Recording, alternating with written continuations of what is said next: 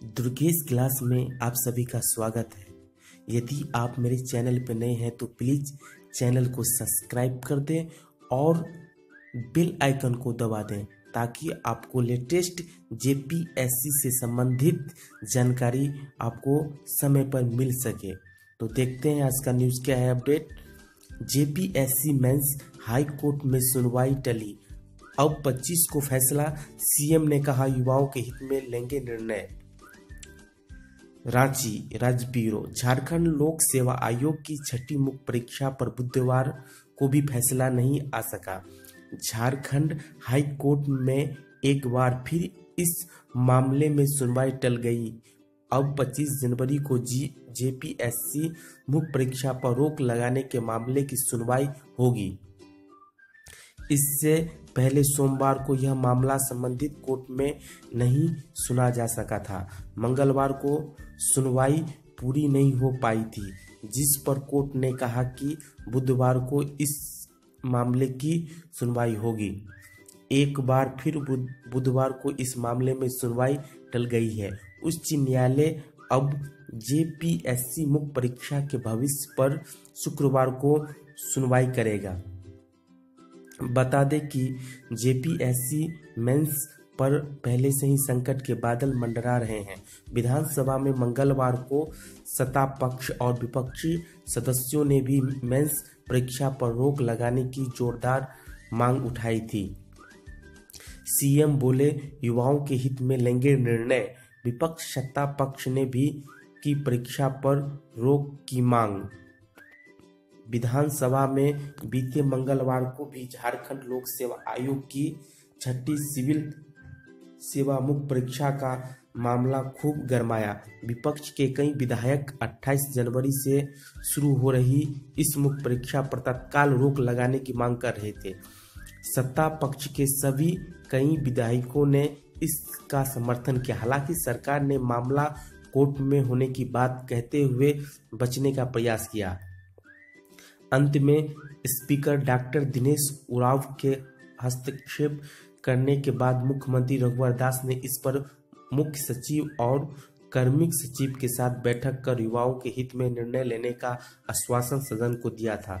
दरअसल इस परीक्षा पर रोक लगाने को लेकर विधायक कुणाल षडंगी ने कार्य स्थगन प्रस्ताव लगाया था। इस पर विधायक प्रदीप यादव ने इस परीक्षा में बिना फॉर्म भरने वाले अभ्यर्थियों को प्रवेश पत्र जारी करने तथा आयोग के सचिव के पुत्र का परीक्षा में शामिल होने का मामला उठाते हुए अनियमितता की आशंका जताई। नेता प्रतिपक्ष हेमंत सोरेन ने परीक्षा पर रोक लगाने का निर्देश सरकार को देने की मांग आसान से की। इस पर संसदीय कार्य मंत्री नीलकंठ सिंह मुंडा ने कहा कि मंगलवार को ही झारखंड हाई कोर्ट में सुनवाई होनी है। कोर्ट के आदेश आने पर सरकार इसे दिखवा लेगी।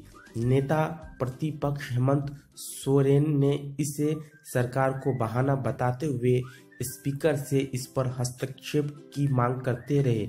स्पीकर ने संसदीय कार्य मंत्री को कार्मिक सचिव ने बात कर सदन को तुरंत जवाब देने को कहा। मंत्री ने कार्मिक सचिव से बात करने के बाद सदन को बताया कि निर्धारित न्यूनतम मार्क्स लाने वाले सभी अभ्यर्थियों को मुख्य परीक्षा के लिए चयन किया गया था।